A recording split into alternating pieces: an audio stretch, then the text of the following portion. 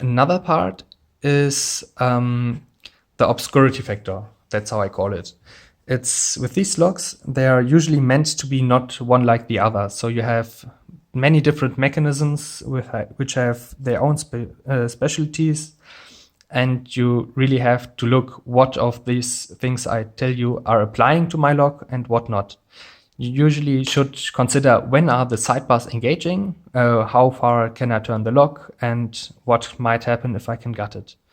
So for this, you have to check what is uncommon about this lock, and also what information you can get on the internet. So on the reassembly part of the lock, you have to think about where are my grooves, or like everything above. But you can, on some locks, you have like double Euros where you can't get them apart, and you have no chance of inserting the key without like a cylinder shoe, for example this one or something like that. So you have to turn it 180 degrees and put the cylinder shoe inside, like I have to do on the not VSV, it's WSW. There you have to turn it upside down and have to shim the sidebar grooves so it won't engage here, because if it engages here, your driver pins down here will get in the way of the sliders, and you have really no chance to pick it. So you have to pull it out again and shim the sidebar grooves. So that's a part you should always consider when you're gutting a lock. How do I get it back together? And another very frustrating part is if you have your lock completely reassembled, it's everything fine, but you just didn't put on these bendable C-clips correctly. You just bend it more or less on it, and you try the key, and suddenly you pull out the full core, and everything is messed up. So really check that these are correctly installed. Sometimes they seem to be, but they are not. Now I want to talk a bit about tools I use for reassembly and gutting. So the first and very important part is the plug follower. It should be very tight fitting, like you can see here.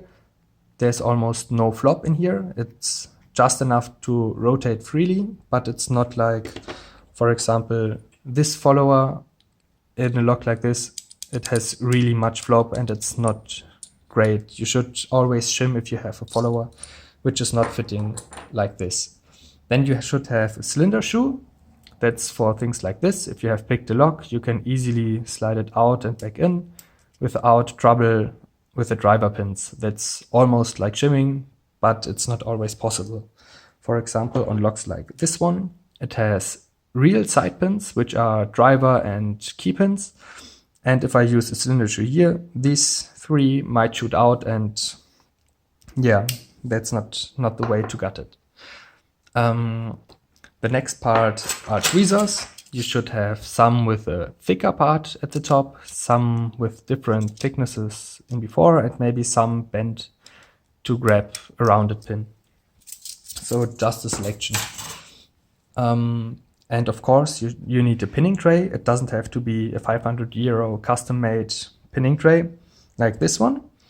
You can use anything as a pinning tray, which has enough chambers to really get a system in how to gut your lock. For example, if you're gutting locks like the MT5 Plus, which has 16 locking elements, like inner pins and outer pins and side pins to get it sorted in here. Or if you have 2 rows and passive pins, then you have to like say, okay, the left row is this, the right row this, then the drivers, springs, and passive pins sorted in a way you can really reassemble the lock, that you just have to put it in and not try with a key every single pin if it really fits.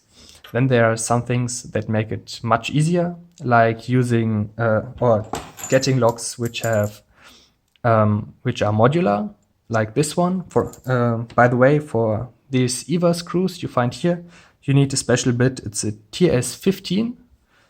It's a 5 edges star with a hole in this inside, and you should get it out of chrome vanadium, because otherwise it might shatter, because they really tighten these screws and glue them up with Loctite.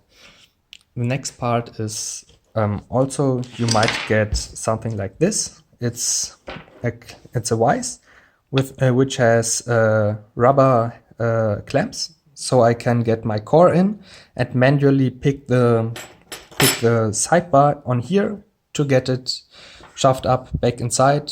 This is something I do for the W10 from Icon, because I cannot open this part, or I don't want to open this part here, and I just have this much space to operate and stop the sidebar from re-engaging. So that's a little bit tricky. Also, you can get yourself a core holder or plug holder like this. So this part, it's really handy if you have many side pins and you just want to make sure everything is in place, and then you take your fingers all around, pull it out and push it into the Bible again. But here you can really insert single pins and make sure they're where they belong.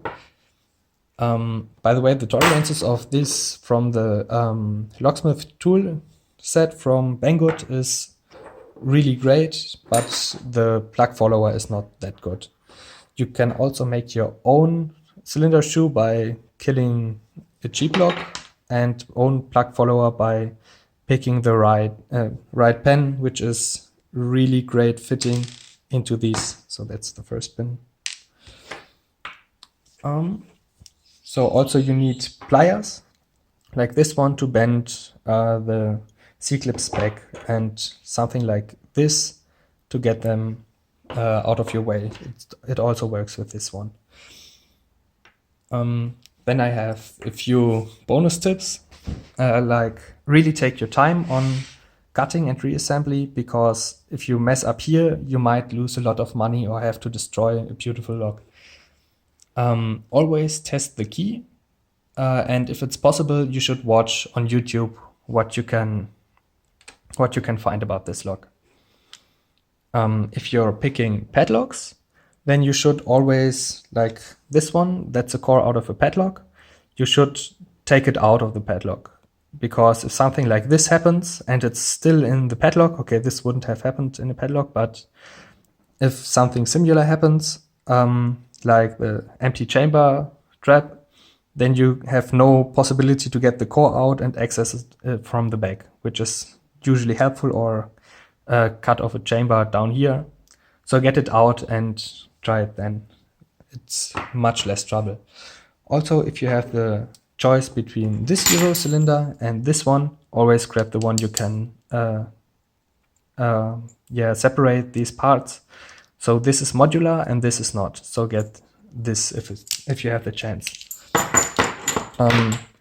And whatever you do on a lock you might have not found on YouTube yet, always think through how does it work, what's inside, and what can go wrong. Really, like usually it's like you pull out the core, something gets stuck, and you immediately know what happened.